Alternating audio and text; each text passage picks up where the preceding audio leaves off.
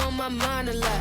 Don't need no time watch. I don't know how I got you in my pocket spot. Yeah, that's babe, need you every day. You like my oxygen. Make it seem like the barging down. Got my heart no barging in. From the bed to the floor to the couch. Might wake the neighbors up. Break you in, then break you out. In the end, we're gonna make. Deanna, hello. Welcome to an early edition of All Time High. How are things going? Things are fantastic, Jim. How about you? Did you have a good weekend? I did. I'm very excited about where things are going. There's kind of some ups, some downs, some topsy, some turvy. We're going to talk about all that. And then at the end of this particular episode, because we're committed to growing the space, I'm going to go over a few things that people can get connected with if they're interested in learning about and really doing more. So I'm excited to be sharing that later in the episode. But let's go to your favorite chart here to start off our show today. Bring it up. Where's the fear and greed? You don't even look at the market cap, right? I go to the market cap up here and you're like, no, fear and greed tells me all I need to know. Let's look at it. Let's dive in. It's been oscillating lately. Up to greedy. We're getting really greedy in March. Yeah. Now we're a little bit more subtle, a little falling off the top here in the last 7 days, huh? Yeah. No? Looks flat. Last month, a little more greed. And 1 year to date, there's the volatility that we know and love. Yep. What's your thoughts on where we are and where you see this headed? Not financial advice. I just say buy the fear, sell the greed. That's my that's my new saying. That's a good one. I like that. We're going to adopt that. We'll put that down in the show notes and make sure that becomes the new mantra. Yeah, maybe exactly. even make t-shirts, coffee cups. I mean, now we're going to have a whole merchandising thing going on. I'm liking it. It. What was it again? Just so we get it right. Make sure that buy the all fear, the sell the greed. greed. Yep. Buy the fear, sell the greed. That's it. Yep. We got it. That's our new motto. All time high. It's a new motto. I mean, who knew that it was going to arrive so early this morning? But hey, here we are. Let's take it. Let's run with it. Let's do something with it. Yeah. You're in the middle right now. So it's kind of, what's your tolerance? There's a lot of people who think that we're going to see 100,000 this year. So if you're one of those people, we're only 60% of the way there. So 70% of the way there. It's up to you if you want to take 70 because we've been profit. Yeah. And there are prognosticators out there, people in the space, in the know, that are saying that we're going to end the year at 100,000. I've actually got a clip from one of them. Would you like to see it? Does it matter who it is? Does it matter what channel it's on? Well, are we just going to? I think it matters, but not for the reasons you think it matters. Oh, wow. Oh. You're philosophical today. You got today. I new know. Catchphrases, deep philosophical guidance. Hey, well, I had some good coffee. Hey, when it happens, it happens. You can't stop it. You can only hope to contain it. Exactly. And so I'm going to share a clip from Bloomberg, which is neither good nor bad, and then Mike Novogratz. Now, I will say this about Novogratz. He seems to be in the know. He seems to be part of narratives that get pre-populated. I don't know how the narratives get distributed, but he is certainly one of the sources. Let's take a listen. With the simple things. Let's start with Bitcoin in the crypto world, because we're flirting with that $70,000 level. And you sit here, we have been around this space for a while now. Is there more upside risk or downside risk as you see it now in the crypto world? Listen, I think we're getting skewed to the upside. I mean, just the fact that we're here at a crypto show and Bloomberg shows how long we've come since 2015, 16, 17. But we kind of got to the finish line. And when I say that, DC has finally agreed in principle that crypto legislation has to happen, that it should be bipartisan. We still have a couple holdouts, but the last few weeks have been unbelievably positive in pushing the Democrats forward, seeing this. They don't want it to be a political issue. And so that which was a headwind is becoming a tailwind. It's not a full tailwind yet. We have governments that can't stop spending money. And so that just is so powerful for the Bitcoin narrative. And then all of a sudden you hear, wait a minute, the state of Wisconsin's pension fund, about $140 million of Bitcoin. And so as we get more pension funds in, more institutions in, there's not a lot of sellers. So that's the new narrative that we're headed towards 100,000. Yeah, and just to comment earlier, why I said the channel matters is exactly what he said. It's legitimacy. It is. Years ago when we were telling people about Bitcoin, even when I first heard, I was like, that's never going to happen. That's crazy. And yet here we are, years later, 15, what year is this? 2024? 11 years, 20. Yeah. 2013, 2008, 2013, whatever. You do the math. Years later, A decade later, yeah. plus later, and we have the legitimacy that we need on Bloomberg right now. So obviously my coffee made me funny, but I obviously still can't do math. It's not down the analytical lane. You're down the philosophical, like visionary lane. Yeah. And Novogratz, he points out, I love the tailwind, headwind kind of dynamic. Yeah, it's been a headwind. It's been a crypto winter, if you will, for the last couple of years. We are up on this, like we demonstrated, this middle of the road kind of angle. Yeah. He's trying to get bipartisan support. He didn't quite, he said it. Well, he said it and then he took it back. It's a tailwind. Well, it's not really a tailwind, right? Like it's not forcing us up. It's not building us up to a higher level. Yeah. A lot of it's tied up in legislation. Yeah. Yeah. And for those who don't know, the bill that's before legislation right now just got passed through the House, and it's called Fit 21. And before, when they attempted to kind of pass forward a crypto bill, and Jim and I would work very hard to try to help fix some of, they made the terms so broad that they didn't understand what they were writing. And it actually grossly inhibited the space, because now you're holding developers responsible for things that they're not even touching. You're lumping things in blankets that don't necessarily belong there. So when you're talking about the bill going forward, I think two of the things that are important to lay out is, one, they're now saying that if you were to take financial contracts and to put them on the blockchain, that's no longer considered a security, because you're just putting it on the blockchain. And if you're so we're talking about smart contracts there? Is that what you mean when you say financial contracts? Yep. So let's just say you're locking the you're recording the transaction via the blockchain, whether it's smart contract or any other chain. That's not considered a security anymore. Versus potentially buying a token off the market with the speculation that it's going to go up in value, that could be considered a security, right? So we got then that just ties in the idea that RWA's real world assets are going to be placed there, and it won't be taxable in terms of its recording of it. Yeah. Is that fair? Yep. Yeah, exactly. Okay. And right now, the way the current bill sits is that line's very mucky, right? And it's not mucky to the favor of the industry. So some of this is going to clean that up.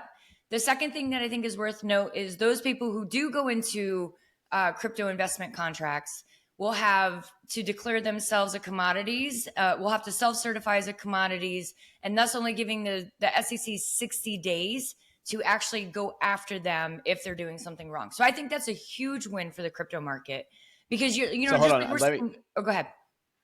I'm not talking for me. I'm talking for every person, because you're so close to it and you've been in it so long that I think there's a nuance there. You're saying that not the person needs to certify, but the organization that's issuing the token they're going to basically, in this legislation, set up the SEC to have a 60-day review period. Is that kind of the deal? Yeah. So as required by law, they'll self-certify that it's a commodity.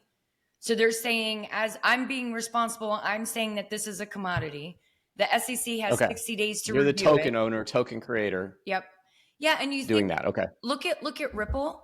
Look at look at all these companies that are getting come after after the fact, after trying to be legitimate business owners. I think this is a fantastic rule that could potentially clamp up on this. Oh, we're going to get 10 years down the road and then try to come after you, which is just crap. Well, it's what they're doing with regulation by enforcement. And right now, you're just waiting for the Wells notice to show up randomly at your deal. And at the SEC, they used to say, come in and talk to us. But people who took them up on that offer didn't get any more regulatory clarity. No. They got served. No, in my opinion, some of them are even in jail. Yeah, and now a lot of the out there. Good job, SEC. So as you look at that 60-day certification process, it is kind of giving the SEC the first blush, and then it would fall into the commodity category if they said nothing in this legislation, which would put it under the domain of the CFTC. Yeah. Am I saying that right? Yep. Okay. Yeah. Yep. And so the commodities right now, Bitcoin has been certified as a commodity. So what they're saying is all these big black rocks. Yep. Bitcoin is a commodity. No, it's not certified. Because it's an ETF. It's traded on futures. Well, it's got its own ETF. And so does that mean Ethereum? No. It was considered a commodity years ago. Bitcoin alone. Well, Bitcoin from the alone, Hinman speech in 2018. No, I swear to God. You wouldn't have Bitcoin futures if Bitcoin wasn't a commodity. You can only trade futures on commodities. Fine, I won't argue that. We could Google it. Why don't you Google it while we're see Go when, ahead. I'm all ears. Yeah, when go. Bitcoin was, Go. but we can go. So you have to go and say, so all these ETFs, they go and they say we are working with a commodity, and then the SEC reviews that. And what that does is that kind of takes some of the liability off of these big ETFs, and takes away the fact that, you know, these ETFs got to be sitting here like, hey, you're going after these exchanges. What's going to be the difference with us? Are we going to have this scrutiny down the road? And now you have this legislation that goes and kind of clarifies that timeline. Did you find it? I found something, and this is part of the problem. So in 2015, you know, and I don't care if I'm right or wrong. That's not my goal. I've been right enough and wrong enough in my life to know that in the end doesn't matter.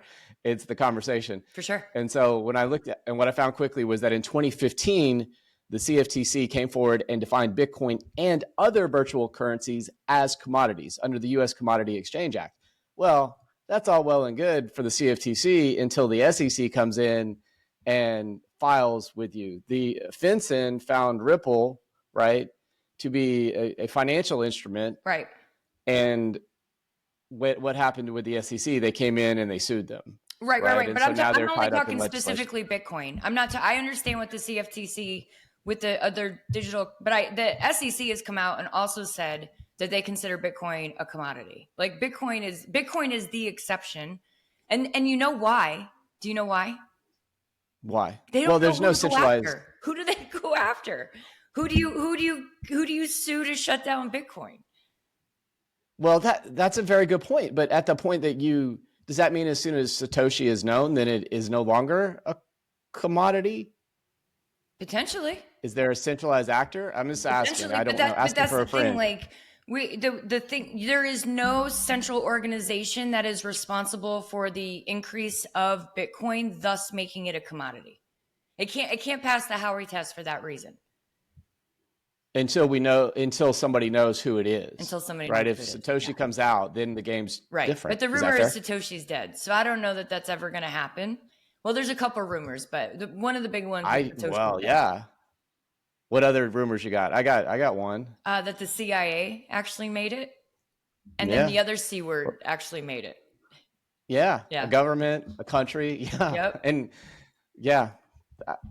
Who knows? Yeah. I mean, right. I don't know. I don't propose that I know, but that would be the game changer though. If all of a sudden, oh yeah, that matters. And then I won't even go there. In fact, this will take us to a really nice place that I want to share with you about Bitcoin. You ready? Yay. It's not a promotional thing, but Bitcoin 2024 is in Nashville, July 25th through the 27th. That's right. Ticket prices are going to increase this week. Right now, you can get a festival pass for like $549. Industry, I can run up into the $2,000, and then VIP somewhere between $8,500 and $9,000 per pass. So I'm going to ask you. You've been to a couple of Bitcoin Miamis. You presented on stage. You've done a lot of these Bitcoin events. Now they're moving it to Nashville, more centralized.